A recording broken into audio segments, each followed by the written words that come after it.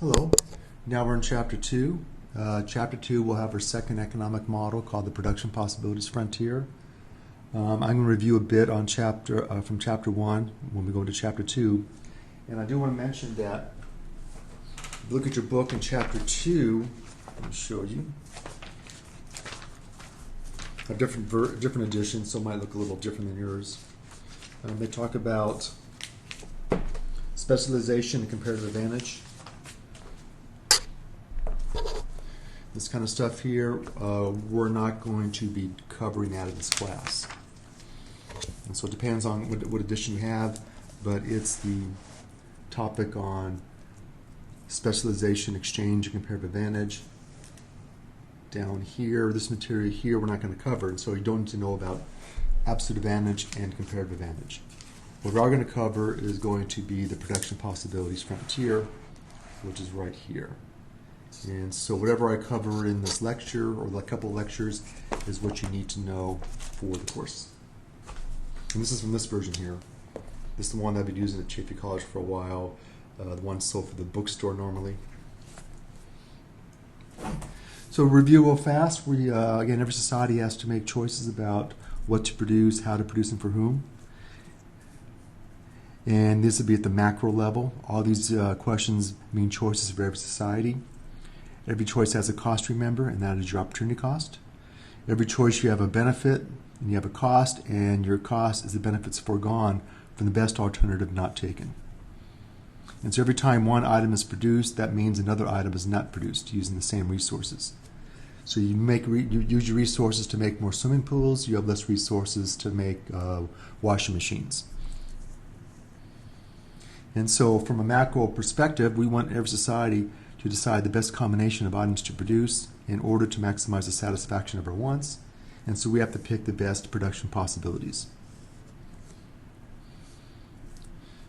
So we must consider all the production combinations, all the possibilities, and pick the best one. And so we have our production possibilities, which are the alternative combinations of final goods and services that could be produced in a given time period with all the available resources and technology. So we're going to be assuming that we're using all of our resources and we're using the best and latest technology.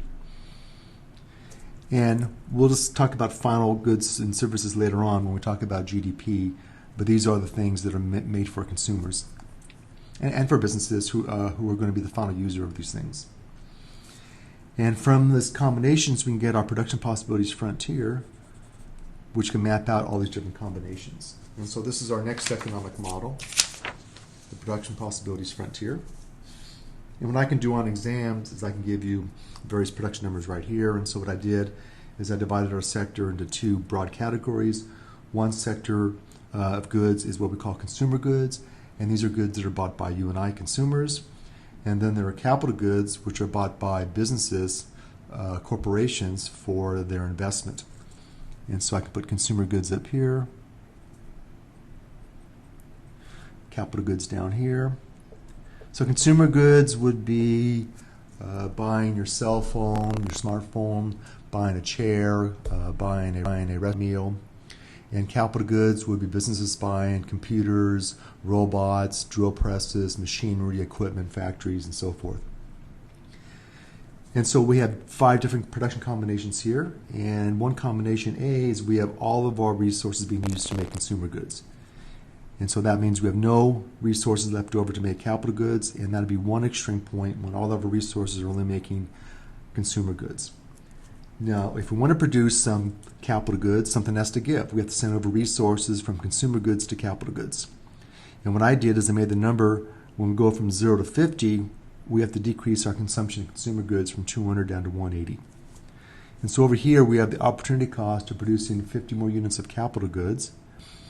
And so in this case, it's not applicable because we're not producing any capital goods. And now when we produce the first 50, we've given up 20 units of consumer goods. That'd be 20 units of consumer goods.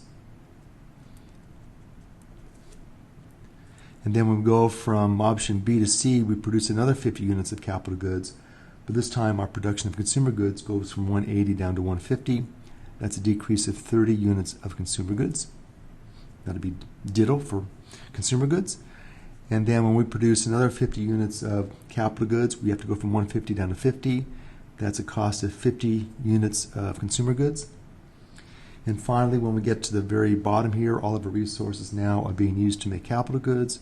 We have nothing left over to make consumer goods, and so our consumer goods production falls dramatically from 100 down to 0. That's a decrease of 100. And so we'll talk about why this is the case in just a minute. Before I do that, I want to plot these numbers on the graph here. And before we have to be careful plotting the numbers because these are not equal distance apart. So I just can't go 100, 150, 180, 200. So we have to set up our number line like a ruler first. And so whatever amount that is right there, the same amount increase has to be right there. It has to be like a ruler. So if that's 1 inch, that's 2 inches, 3 inches, 4 inches. And so here we go from 0 to 200. So I can make each one maybe 50. So make that 50, and if that's 50, another 50 is 100. Another 50 is 150, and another 50 is 200. Now these are fine, these are already equal distances, and so that would be 50. Units of capital goods, 100 units of capital goods, 150, and 200. And remember this is 0 for both going vertical and horizontal. And so now we can plot these numbers here. And so the first option is up here, that's 200 and 0. And then we have 180 and 50. And again, these are just reference lines. And then 150 and 100.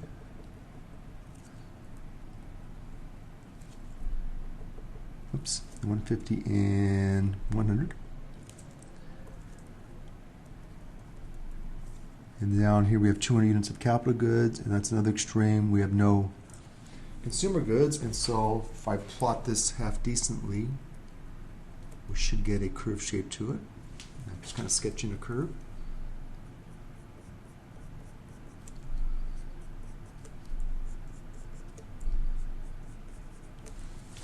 And this would be option A, option B, option C, option D, and option E.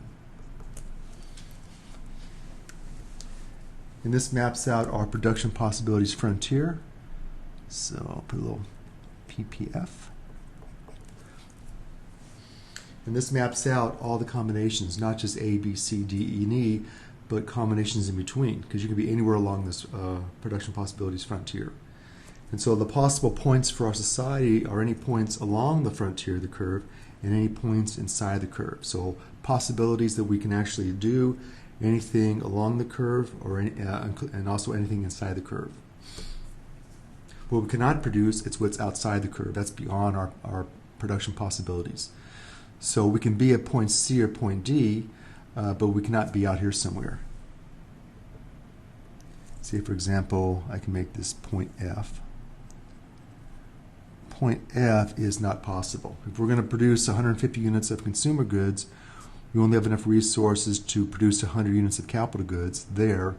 We don't have enough resources to produce 150 consumer goods and 150 units of capital goods. It's just not possible right now.